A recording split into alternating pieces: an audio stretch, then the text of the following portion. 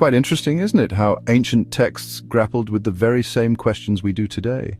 How does one live a good life? What does it mean to be wise? The Bible, in its vast and varied library, offers a fascinating corner dedicated entirely to this pursuit known as its wisdom literature. This collection comprises three rather distinct books: Proverbs, Ecclesiastes, and Job. Each one tackles the grand puzzle of human existence, but they do so from wonderfully unique perspectives. You might think of them not as dry, dusty scrolls, but as three distinct characters you could meet at a rather intellectually stimulating dinner party, each with their own story to tell and their own particular outlook on the world. Imagine, if you will, the book of Proverbs as a brilliant young teacher. This is someone bursting with optimism and practical advice, eager to share clear, actionable steps for success in every area of your life. They speak with confidence about work, relationships, family, and personal integrity, offering a straightforward manual for building a prosperous and meaningful existence. Next, picture Ecclesiastes as a somewhat cynical, middle-aged critic. This fellow has seen a bit more of the world, and he's not entirely convinced by the simple formulas. He's the one who'll lean back, raise a skeptical eyebrow, and declare, "Vanity of vanities, all is vanity." He challenges our assumptions about what truly matters. Finally, we meet Job, a weathered old man who has endured unimaginable suffering. He represents the voice of profound pain and the struggle to find meaning when life seems utterly unjust. Job's story isn't one of neat proverbs or philosophical musings. It's a raw, emotional cry from the depths of despair, questioning the very nature of divine justice. He has lived through the worst that life can throw at a person and has emerged with a wisdom forged in fire. Together, these three voices create a rich, layered conversation about what it means to live well, acknowledging that the path isn't always as simple as following a set of rules. It is within this chorus of voices that the book of Proverbs stands out for its clarity and its unwavering belief in a moral order. It doesn't get bogged down in the what-ifs of tragedy or the why-bothers of existential angst. Instead, it presents itself as a foundational course, a wisdom 101, if you like. It provides the essential tools, the fundamental principles, and the core skills needed to navigate the complexities of life. It's the starting point, the bright and hopeful beginning of a lifelong journey toward understanding, offering a clear path for anyone willing to walk it, a guide for becoming good at the art of living. At the very core of the book of Proverbs is a truly captivating concept, a Hebrew word that is both simple and profoundly deep, Chokmah. This is the word we translate as wisdom, but it means so much more than mere intelligence or accumulated knowledge. The book presents Chokmah as an invisible creative force woven into the very fabric of the universe, almost like a law of physics for morality and human behavior. Just as gravity governs the physical world, Chokmah is the underlying principle that guides how life works best. To live wisely is to align oneself with this force.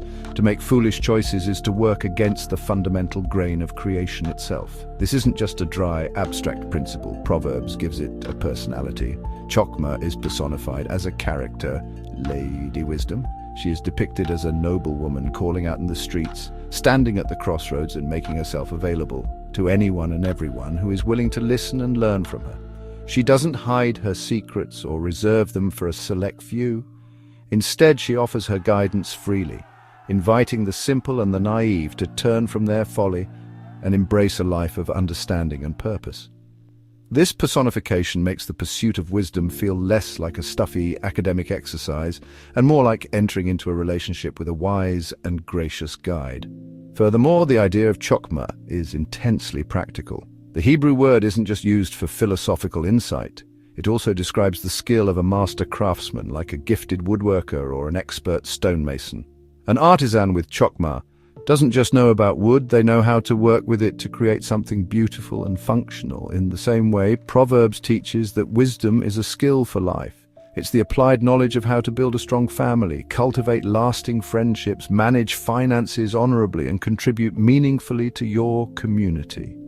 It's about developing the craft of making a good life. This practical nature is what makes Proverbs so enduringly relevant. It's not a book of abstract theology, but a collection of applied ethics for everyday situations. It speaks to the nitty-gritty details of our lives, our words, our work ethic, our tempers, and our relationships. The book operates on a clear principle of cause and effect, suggesting that if you apply the skills of Chokmah to your daily decisions, you will craft a life that is sturdy, beautiful, and resilient. It's a deeply empowering message. Wisdom is not something you are born with, but a skill you can actively develop through listening and practice. So, where does one begin this journey of acquiring the skill of Chokmah? The book of Proverbs is remarkably clear on this point, stating it right at the outset. The starting line, the absolute non-negotiable prerequisite, is what it calls the fear of the Lord.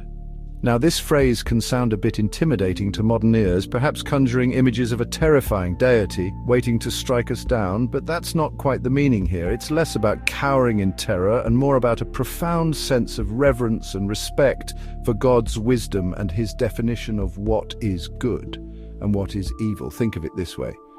To fear the Lord is to humbly acknowledge that you are not the ultimate source of moral truth. It's the recognition that there is a standard of right and wrong that exists outside of your own personal opinions and feelings. It is a healthy respect for the moral boundaries that God has woven into the universe for our own good. This posture of humility is the essential foundation upon which all true wisdom must be built. Without it, we are simply relying on our own limited understanding, which Proverbs warns is a path to folly. It's about learning where the lines are and choosing not to cross them out of respect for the creator of the game. The book itself is structured in a way that reinforces this foundational teaching. The first 9 chapters serve as a grand introduction, a lengthy poem that lays out all these core ideas. It's here that we meet Lady Wisdom and her counterpart, Lady Folly, and are presented with a clear choice between 2 ways of life. These chapters passionately argue for the value of pursuing Chokmah and repeatedly emphasize that the fear of the Lord is its beginning. This section sets the stage, providing the why before the book dives into the how, ensuring the reader understands the principles before they get the specific instructions. Following this introduction from chapter 10 to the end, the book transforms into a vast and diverse collection of hundreds of individual proverbs. These are short, memorable sayings, pithy one-liners and couplets that apply the principles of Chokmah to nearly every imaginable aspect of daily life. They cover topics ranging from money, work and marriage to friendship, parenting, anger and the use of our words. It's a treasure chest of practical advice designed to be read, reflected upon and integrated into one's character, slowly but surely developing the skill of living wisely in God's world. The book of Proverbs makes a rather bold claim. It presents a world where wisdom is rewarded and foolishness leads to ruin. It promises that those who listen to Lady Wisdom and walk in her ways will find success, security, and a good life. The text speaks of health to your bones, prosperity, a long, rich life.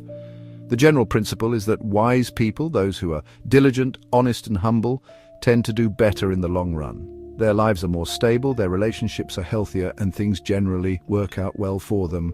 It's a compelling and optimistic vision of a moral universe where good choices lead to good outcomes. This perspective offers a powerful incentive to live well.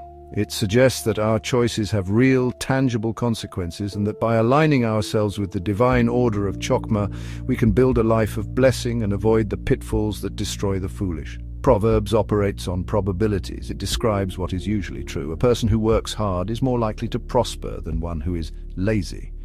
Someone who is kind and generous is more likely to have friends than someone who is selfish and cruel.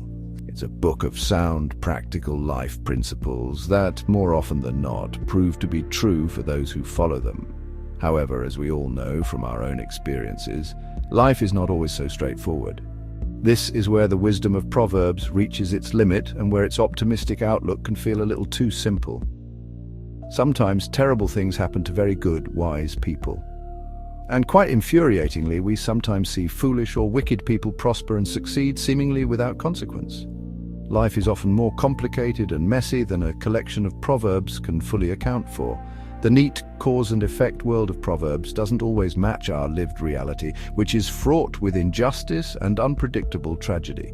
This is precisely why Proverbs is not the final word on wisdom in the Bible, but simply the first. It provides the essential foundational rules of the game. But for those moments when the rules seem to break, when life throws a devastating curveball, we need the other voices. We need the cynical realism of Ecclesiastes to remind us of life's fleeting nature.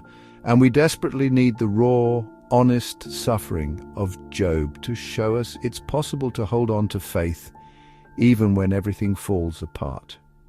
Proverbs gives us the tools to build the house, but the other wisdom books sit with us in the rubble when the storm comes, reminding us that the full picture of wisdom is larger and more mysterious than we can imagine.